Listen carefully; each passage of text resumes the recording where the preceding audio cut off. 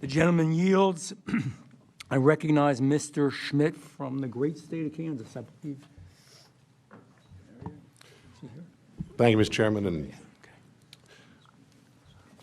I want to thank all of our witnesses, but particularly the family members or the victims themselves in the case of Officer Campbell.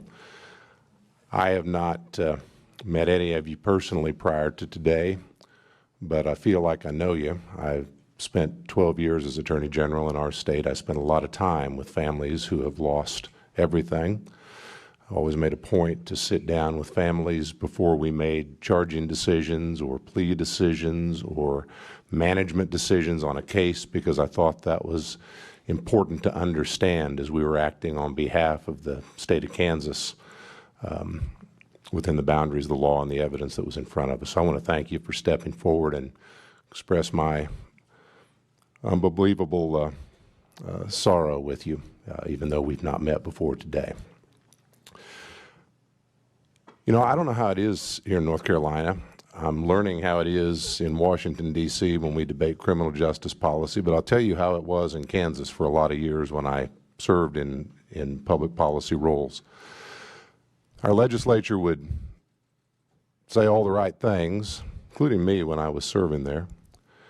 And then it would come crunch time, and it was time to make numbers fit, and it was budget time, and we always ended up in the public safety context in a conversation about bed space in our prisons and the cost of managing inmates or offenders on the back end. And then we had very smart people, and I say this genuinely, like Mr. Asher, who I've not met before, but I've heard his presentation through a lot of smart folks that sit and crunch numbers, who tell us how to back into public safety decisions.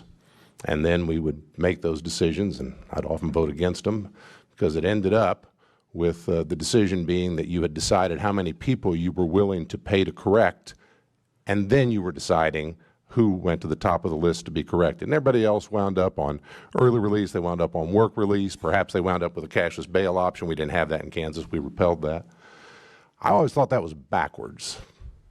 I always thought you ought to sit down with individuals who had lost a loved one or who were themselves victims of crime.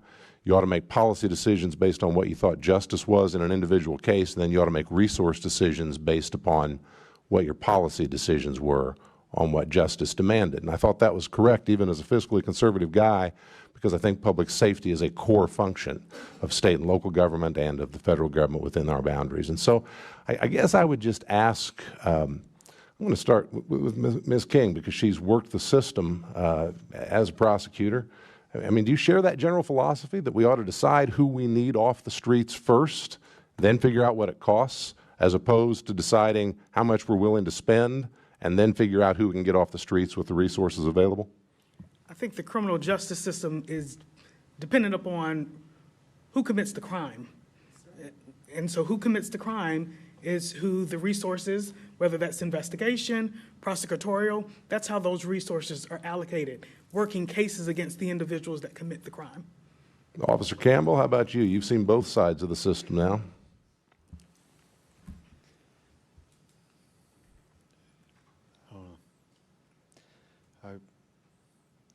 Because I don't know where you want me to begin. Wherever you think is appropriate. We sit here and we allocate funds and time and equipment to arresting one person. Go through the system, they're already back out. They commit another crime before they have a court case. Now you got 2 court cases. It just keeps piling up. So that would be my experience in this whole thing. Mr. Woody, you deal with a particular slice of the offender population at a particular moment in time. Any thoughts on that general approach? I think the general approach would be that there has to be some sort of accountability for the offender. We start with the accountability at the date of arrest, and the accountability follows them throughout the duration of the charge, so the snowball effect doesn't begin. I think cashless bail has no accountability for the offender. They're released 1 day, 2 days, 3 days with no consequences, versus secured bail. If they go through a secured bail process, they have family, someone with collateral, someone with skin in the game to verify that they go to the court system. Mr. Federico. The safety of the community has to come first. And if that is putting somebody in prison right away and not letting him go until it's ready, as far as their hearing, you have to think of the community first. Nobody thought of the community first. 39 arrests, 25 felonies. Come on. Seriously. Who can possibly explain that to me? No. So it has to be, you put them in there, we'll worry about it later. We'll figure it out. Simple as that. Amen, sir, and I believe I'm out of time. I would ask Ms. apologies. Alderman, but I'll leave it to the chairman on that.